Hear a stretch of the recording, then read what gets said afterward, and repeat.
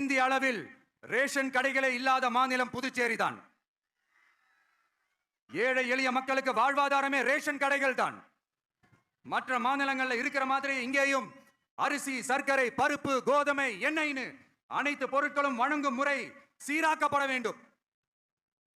கடைசியா மீன்பிடிக்க செல்லும் காரைக்கால் மீனவர்களை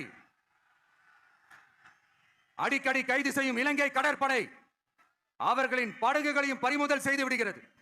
அதனால் நீண்ட போராட்டங்களுக்கு பிறகு அவர்கள் விடுவிக்கப்பட்டாலும் படகுகள் கிடைக்காததால் ஒரு மோசமான நிலைக்கு தள்ளப்படுகின்றனர். இந்த நிலை மாற வேண்டும். நான் மறுபடியும் சொல்றேன், இந்த விஜய் புதுச்சேரி மக்களுக்காகவும் எப்பவும் துணை நிற்பான். வரப்போற புதுச்சேரி தேர்தல் களத்துல நம்மளுடைய தமிழக வெற்றி கழகத்தின் கொடி பட்டொலி வீசி பறக்கும்.